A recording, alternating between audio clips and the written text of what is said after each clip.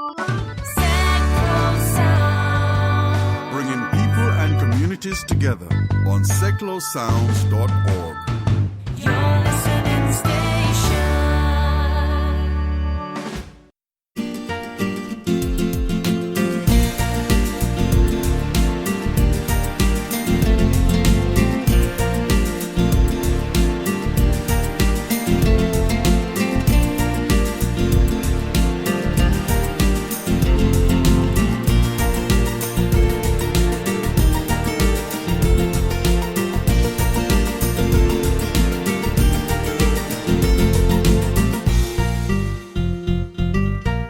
Hello and welcome to the Guinn Travel Show on seclosounds.org. Well, hello and festive greetings and Happy New Year, or I hope you enjoyed your New Year day or whatever when you listen to this show.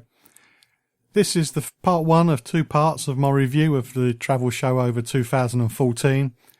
Some may say that a review of the year just gone is a chance for people to catch up on what they missed.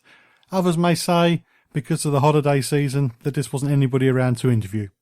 You can make up your own choice on that, your own decision. But anyway, during 2014, the travel show covered 31 countries or states, 9 cities, 3 museums, 8 attractions, 7 travel companies, 4 bloggers or websites. I had one show with a little bit of self-indulgence on me because I read out some of the columns I did for a travel trade magazine. And there's also 35 items on consumer advice. If you're a regular listener to the show, you know 2 things about my show. One, when I talk about a destination, food is very, very important to me. And the second one is I like to make sure that there's enough advice out there so people who are booking travel don't end up making an expensive mistake by going to the wrong place at the wrong time.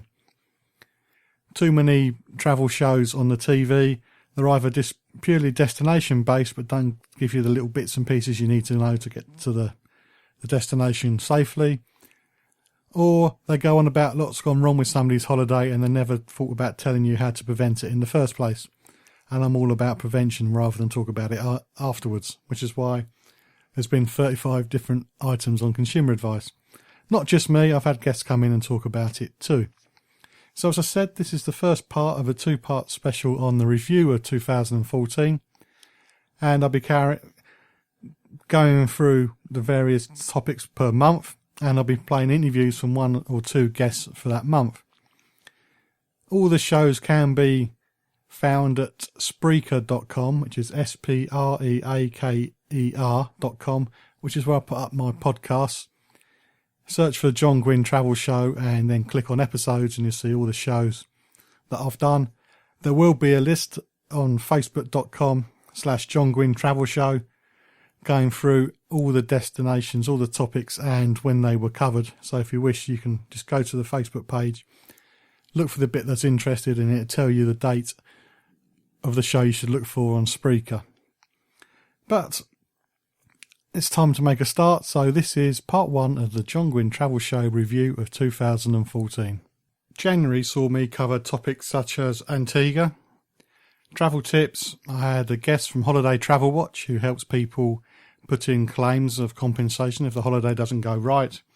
Chicago, backpacker Becki, who's a blogger, Bhutan, and Atoll information to help those who were looking at the traditional booking season, which is just after New Year.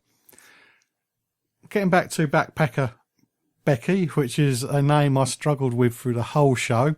I've got a bit of her interview coming up now. We cover the parts of why she started the blog, because some of you out there may be interested in blogging for 2015, and as she's an award-winning blogger, who better to ask?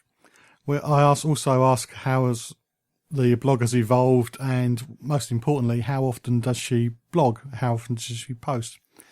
Because if you want to be an award-winning blogger, you've got to be out there just the right amount of times. So we're going to start off now with backpacker Becki saying why she started her blog.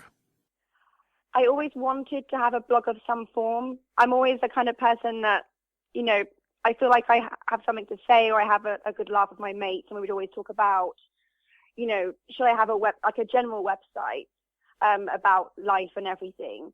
And then at the same time, I I've always had a passion for travel. I've always wanted to do something with my writing. I used to work in public relations full time, and writing press releases and things like that was something I really liked. So I wanted to combine the writing side of that with a personal passion or a hobby.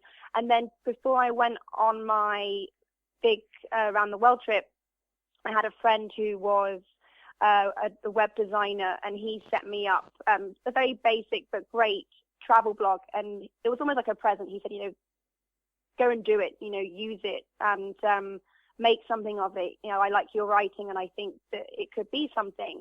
And over time, it grew, and I sort of changed platforms. I went to WordPress, and I started to do it all properly. And that's the very start of it, really. It was a gift. It was something I wanted, and somebody gifted me with that, essentially. You said you changed platforms, but has it changed in any other way since the early days? There's been a slight new design, and there's a new one coming up as well.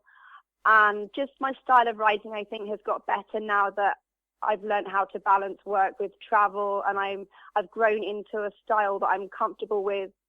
So yeah, a lot of things have changed, absolutely. I think before I left to go traveling, I was filling it with, other travel stories, whereas now there's more of a flow and it's a kind of a chronological order of my travels, so you can see where I went before the trip I'm talking about now. So there's a lot more style to it now.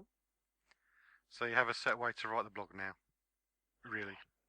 Yeah, I know the kind of things I want to write about, and when I'm out traveling, seeing things, I know now the kind of things I'm trying to pick up on, or the things I want to write about. So over time, it just becomes you, I guess.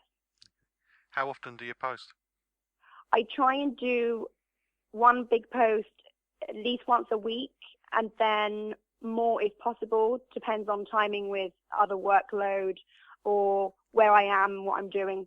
And but in between, I'm always posting on Twitter and my Facebook fan page, and just keeping the flow of information and fun travel things and anything that keeps the audience engaged in between. But at least once a week on the actual site.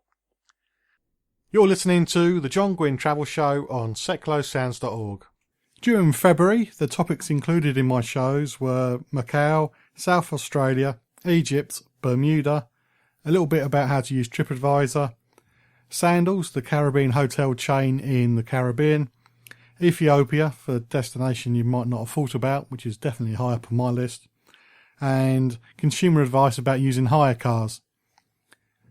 The extract I'm playing from February was about Macau, basically because it was in a film that had a lot of promotion over the Christmas period here in the UK. And it's a slightly different destination, stopover destination for those heading to Australia and New Zealand.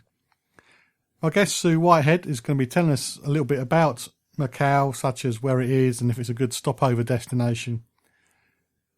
As a guest, this one was slightly different to all my other guests because this is the first one that asks for approval before I could broadcast. Nothing was changed, but it's just that I've never had that before, so that was a little bit unusual for me. As well as being an unusual destination, there's a little bit of unusual procedure involved as well. But anyway, here's Sue Whitehead, who represents the Macau Tourist Board in the UK, telling us a little bit about the city. Macau's actually on the south coast of China. It's about 40 miles southwest of Hong Kong, so it's very close to Hong Kong. How big is it? It's not very large. It's 29 square kilometres, or about 11 or 12 square miles. I'm sure that some people have never heard of Macau, but they might have seen it in a film. What the recent films have featured it as a destination? The most recent film that Macau was featured in was actually Skyfall, the James Bond movie last year. So James Bond goes to a casino in that, and that is set in Macau. Best ever James Bond film, apparently. Absolutely, totally agree. Macau's a special administrative region. What does that mean? Right, yes. Hong Kong is also a special administrative region of China. Basically, the two territories were both handed back to China Hong Kong was handed back, as I'm sure most people know, in 1997, and Macau was handed back in 1999. And they were given this status of SAR, or Special Administrative Region. And basically what it means is, although they are part of China, they retain a great deal of autonomy. So, for example, they still have their own currencies and border controls. So that's what an SAR is. So there's two of them, one Macau, one Hong Kong. Okay. How is Macau different to Hong Kong? What's the history?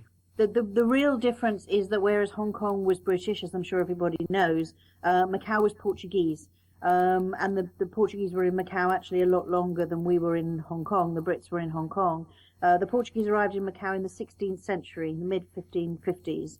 As I said just now, the Macau was handed back to China in 1999. So they were there for around 500 years. So the influence of in Macau of the Portuguese is still very strong to this day, in the architecture, in the food, and the general culture.